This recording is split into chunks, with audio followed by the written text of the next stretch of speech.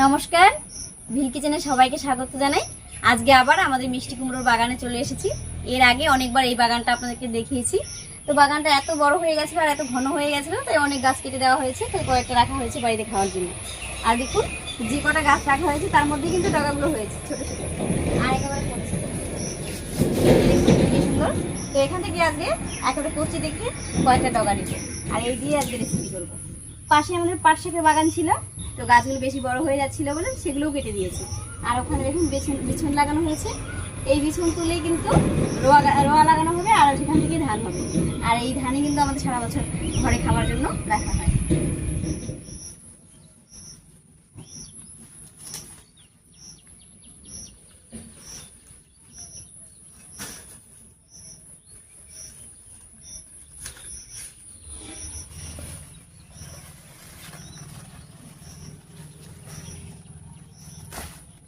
কুমড়ো শাকের দেখুন একেবারে ডগাটা তুলে নিয়েছি, একটুকু লম্বা করে কাটিনি, ছোটো ছোটো করে কেটেছি। তো এই দিয়ে হয়ে যাবে, এবারে গিয়ে বেছে নিচ্ছি।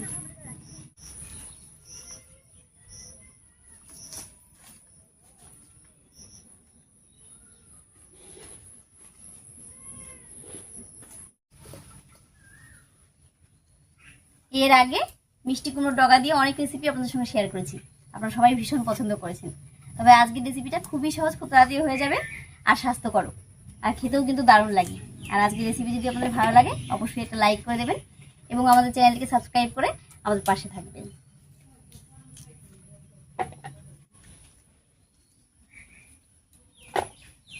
এমনিতে মিষ্টি কুমড়ো শাক রান্না করলে একটু খসখসে মতন হয়, তবে আজকে আমি যেভাবে রান্না করবো এইভাবে রান্না করলে কিন্তু একটু খসখসে লাগবে না, আর খেতেও ভীষণ ভালো লাগবে।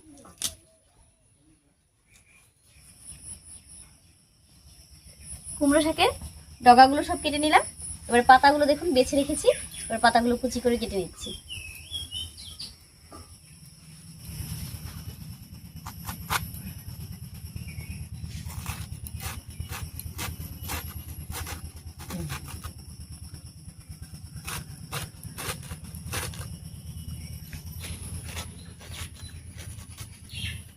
শাকটাও খুব সুন্দর করে কেটে নিলাম, এবার পরিষ্কার করে ধুয়ে নিয়ে আসি।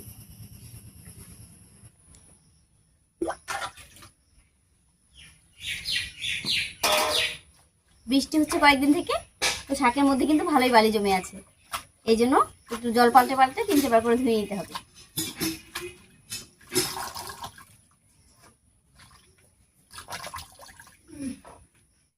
শাকটা কেটে ধুয়ে একেবারে পরিষ্কার করে নিয়ে এসেছি, এবারে উনুন জ্বালিয়ে ঝটপট করে রান্নাটা করে নিচ্ছি।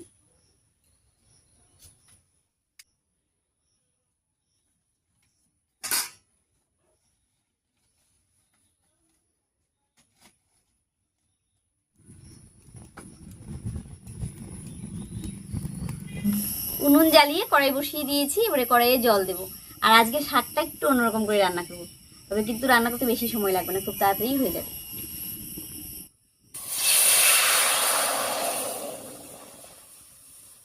এবারে এই জলের উপরে দিয়ে দিচ্ছি কয়েক কোয়া রসুন, পেঁয়াজ, আর দেবো কয়েকটা চেরা কাঁচা লঙ্কা। প্রথমে দিয়ে দিচ্ছি রসুন, দেবো কুচি করা পেঁয়াজ, দিয়ে দিচ্ছি বেশ খানিকটা চেরা কাঁচা লঙ্কা, একই সঙ্গে দেবো লবণ।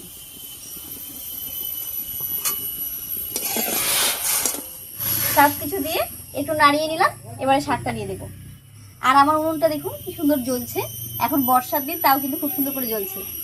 এই উনুনটা কয়েকদিন আগে আমি বানিয়েছিলাম, আর ভিডিওটা কিন্তু আমাদের চ্যানেলে আছে, আপনারা যদি দেখতে চান সেখান থেকে দেখতে পারেন।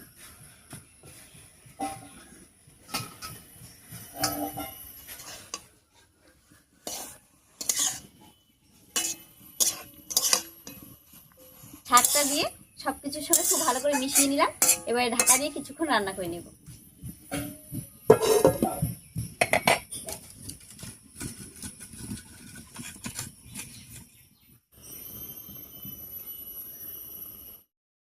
ঢাকা দিয়ে কিছুক্ষণ রান্না করে নিয়েছি, এবারে ঢাকা খুলে নামিয়ে ফোড়ন দেব।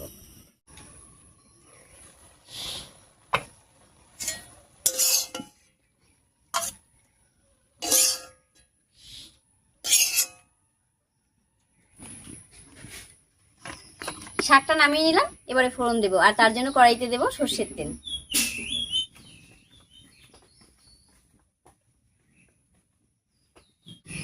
তেল তেল গরম হয়ে গেছে, এবারে দুটো শুকনো লঙ্কা আর কালো জিরা দিয়ে ফোড়ন দেবো। প্রথমেই দিয়ে দিচ্ছি দুটো শুকনো লঙ্কা, দিয়ে দেবো কালো জিরা।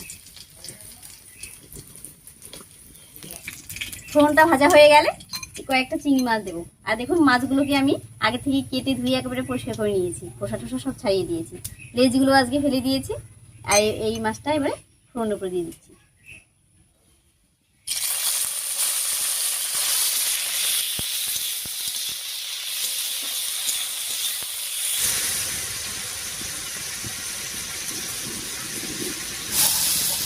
ফোড়নের উপরে চিংড়ি মাছটা দিয়ে নাড়িয়ে নিয়েছি। এবার স্বাদ মতো লবণ হলুদ দেবো, দিয়ে দিচ্ছি একটুখানি লবণ আর দেবো একটুখানি হলুদ।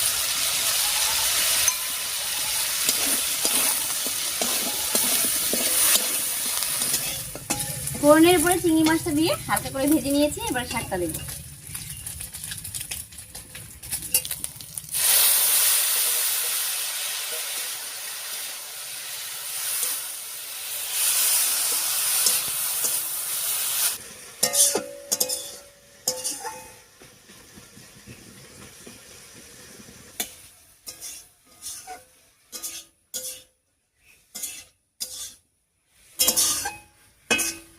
শাকটা দিয়ে আর 3-4 মিনিট মতো রান্না করে নিয়েছি। শাকটা একদম রেডি হয়ে গেছে, এবার নামিয়ে নিচ্ছি। শাকটা খুব একেবারে শুকনো শুকনো করিনি, একটু রস রস রেখেছি। আর এরকম থাকলে ভাতের সঙ্গে মেখে খেতে কিন্তু ভালো লাগবে। আর দেখতেই পাচ্ছেন দেখতে কত সুন্দর হয়েছে।